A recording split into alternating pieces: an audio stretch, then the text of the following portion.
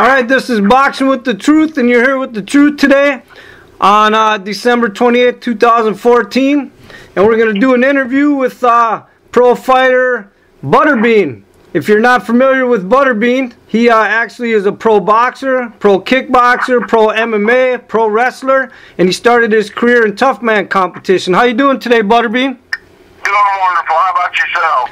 Pretty good. It's an honor to interview you. I'm a huge fan. He's also known as the king of the 4-rounders. Most of his career was spent in doing the 4 rounds, but his first 10-rounder it was actually against the legend Larry Holmes. Is that correct? Yeah, it sure was. I actually dropped Holmes in the 10th round, but you know, he's got a great jab. He just jabbed and won the decision. So how did that fight come about? Well, they contacted me, like, you know, it's like most fights happen. The promoter wanted to put it on, so I said, sure, I'd love to fight Holmes. I watched a lot of tapes on him, and, you know, he always got in a couple spots where we would get in there and exchange punches, but after the fight, his corner even told me, we told him not to do that with you because we knew you had fire. Okay, and just so everybody knows, Butterbean's overall record is 94, 24, and 9 with 66 KOs, and his boxing record is actually 77, 58 KOs, 10 losses, 4 by knockout, and 4 draws.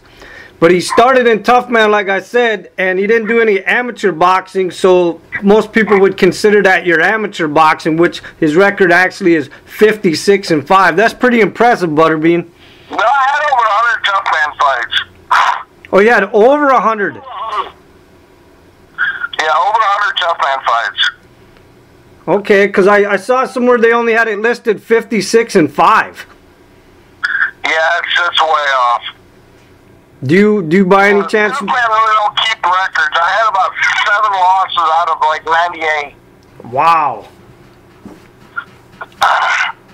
And you've actually you actually held 2 belts, right? You had the WWA as a heavyweight and an IBA super heavyweight belt, correct? Right, and the WBU for England. Okay, and you actually held a belt in MMA too, right? Correct. Then that was an elite super heavyweight belt. Right. So now there was a lot of controversy about that Holmes knockdown. So what is your opinion on that?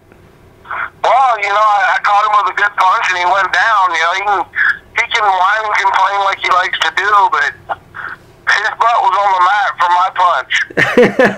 Okay, so it goes down in history as Butterbean knocked him down. Simple as that. It's on the video. He can whine and cry all he wants, but he knows that I know that I hit him and he went down. Okay. So how exactly did you get involved in all the tough man, the boxing, all of it to begin with? Well, I used to work at a mobile home factory. All the guys dared me to enter a tough man contest, so I did. Ended up liking it, made a little bit of money, and so I kept doing it over and over and as much as I could. Okay, now I want to bring up a few names that I've heard about that either you've called out or they've called you out, but you've never actually met in the ring. And I know that Mike Tyson was brought up quite a few times in your career. Why did you and Mike Tyson never face off? His people were afraid of my power. They knew that, you know, McNeely really exposed Tyson a lot. I mean, McNeely didn't have a chance to beat him because McNeely had no punching power. But McNeely exposed Tyson because he went right at Mike, and nobody else ever did that. You know, and I've always wanted to fight Tyson because he's a brawler like I am, and you know, the first one that connected a good punch would probably knock the other one out. Yeah, it'd have been a great matchup, me and Tyson fighting. Oh, I agree. So there was never actually any contracts ever made, or the fight was never even close, right? It come, you know, within talking a couple times, but it never happened. These people always backed out. Yeah, that's too bad. I think the fans would have loved to see that. Okay, how about I saw that Kimbo Slice mentioned your name a few times. Why did that fight never take place? And, you know, his people kind of mentioned it, but it was never an offer. There was no real offer out there. Okay, that's what I was wondering that as well, if a contract offer was ever made. Personally, I don't think Kimbo Slice would last 2 rounds against you. I don't think it lasted that long. All right. Also, another historical boxer, Ray Mercer. Yeah, there was never nothing even said to me about that fight. So that was just kind of put out there in the wind, and nothing was ever offered or anything? Exactly. You know, a lot of fighters trying to get a fight up with me would throw the challenge out, but I'd never get no contract, nothing heard about it. So they just like to use your name. Exactly. Puts them, you know, it keeps their name out there. What about Bob Sapp? What happened with that? I was scheduled to fight Sapp one time in Japan, and they even called me to come, and I agreed to it. And then Sapp's people didn't want to fight me. He just didn't want to fight me. Now, did that have something to do with a fight previously that supposedly they saw you fight somebody and knock them out so quick, or your power, and then they backed out? Was that true? Yeah, it was a boxing match I seen, and they backed out pretty quick right after that. But you know, things like that happen in the fight game. So now, I saw that. Do you still own a restaurant, or did that close down, Mr. Bean's Barbecue? I got tired of dealing with it. Okay. Also, I was curious about the Johnny Knoxville knockout in the department store. How did that come about on Jackass? Well, you know, they contacted me, and I said, sure, I'll do, you know, the movie. And I never really watched Jackass beforehand, so, I mean, I got there, and I thought it was like a scripted-type movie. And they go, no, we really want you to knock him out. I said, all right. And then later, Johnny, you know, me and him become okay friends, and later he told me, he goes, that's the only time out of everything that I've ever got scared because he agreed to knock me out so quick. So, did he ended up getting stitches, correct? Yeah, he had a concussion even. I don't think he'll call you back to do that again. Probably not. So now, because of that show, did you guys become friends? Do you guys have a relationship at all? Yeah, he's a great guy. I mean, he's done a lot of great stuff after the whole Jackass stint. I done a video with him, a music video with Andrew WK. Yeah, he's a good guy, real good guy. I talk to Steve every once in a while. Okay, now also I saw that you're a deputy sheriff now, right? Well, I was a reserve officer for a while, but they closed our net team down the drug unit, so I'm no longer doing it right now. Oh, okay, that's too bad. I was checking out your Big Law reality TV show that lasted one season. I thought that was kind of interesting, actually. I'm kind of sorry to hear that ended. So all the cop reality shows was the only one that was like real. None of it was scripted. It was all, you know, they shot it as it went down, and it gave a good insight to the drug problem in a lot of small cities and towns. And now that came about because they actually wanted to do a documentary on you about the restaurant? Is that how that started? Well, I mean, I was already working with the police department at the time, and they found out about it. They wanted to do something with me, and they found out I was doing that, and they were all over it. Yeah, I don't understand why it didn't go more than one season. I actually found some of the episodes quite interesting. A lot had to do with the police department shutting down the net team. Okay. So it didn't have really nothing to do with ratings. It was other stuff. I really don't know what their main thing was, but that was the main thing with me. You know, there wasn't really. I didn't want to work in another department doing something else somewhere else, you know, another town, or you know, there was talk of that, and I said, no, I'm not interested. Okay. You know, I wanted to help out my town, not some other town. Nothing against working in another town, but I wasn't going to do like a Steven Seagal, just live in LA and go to New Orleans to do it because they let you do it there. Just something I wasn't interested in. Okay. So now, are you completely done fighting across the board? Are you done? Totally done. Say that again? Yeah, I'm totally done fighting. I'm retired. I've been working with my son. He's a very promising young fighter coming up. He's had no pro boxing matches. He's had several MMA fights. He's wanting to start boxing. He really don't like the ground game, but he loves the stand-up game. He hits really strong. He's about 200, I say 220, 230, and he's solid. Now, is that the one they call Baby Bean? No, That's your other son then? Yeah, that's another son that I have. Okay, now has he actually turned pro boxer yet?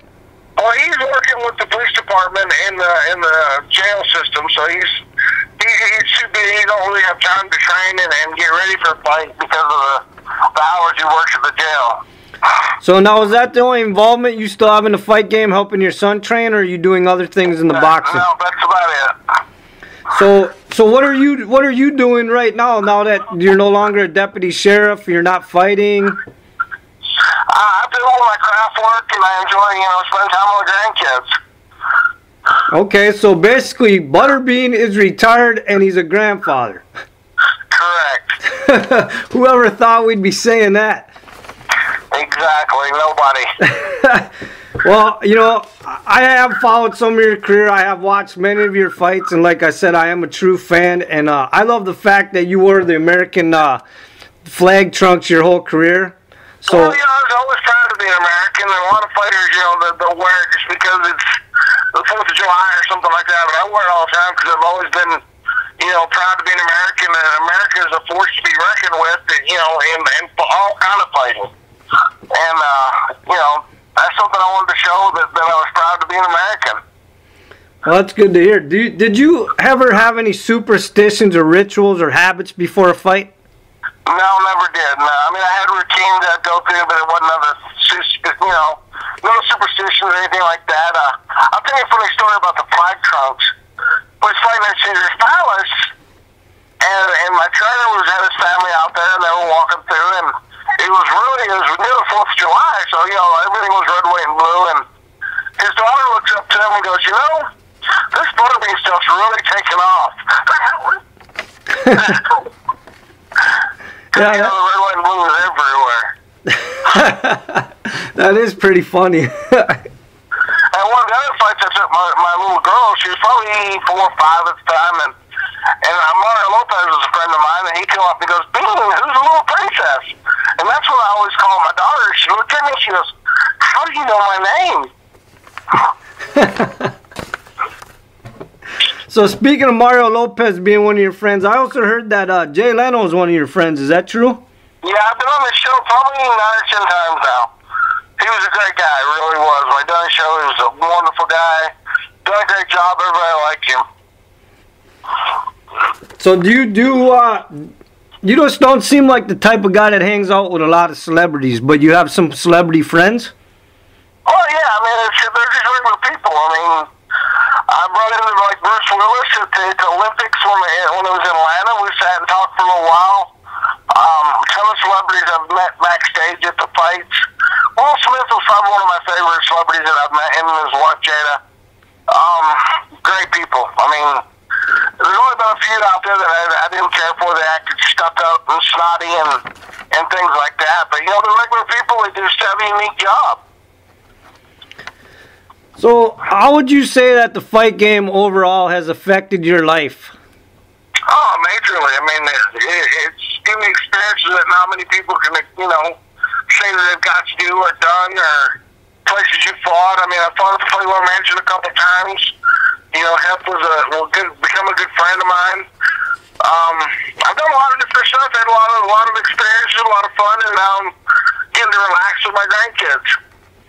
All right. Well, listen. I know you. I know you were kind of hesitant on doing the interview. You told me you don't really do too many interviews anymore. So I do appreciate you taking the time to do this interview with me. And I know you didn't have a lot of time. So I'm just gonna end on this last question, and then I'll let you get going. What do you have a motto in life? What do you mean? Like a saying that you live by, a motto? I really don't. I don't have one. Okay. Well, you've heard all the answers you've wanted to know, boxing fans, from Butterbean himself. And like I said, I appreciate you taking time. And everybody's heard it. Butterbean is officially retired. He's a grandfather, and he's just going to spend time with his grandkids. And hopefully look for his son to be in the ring. I just heard that today, that he's hopefully a promising prospect, maybe, huh? I think he'll make a lot of progress. He's really tough. I mean, he's strong, got a good heart. I mean, he's going to do well. All right. Well, thank you, Butterbean. I appreciate the interview. Hey, thanks a lot. Have a great day. You too. And the truth has spoken.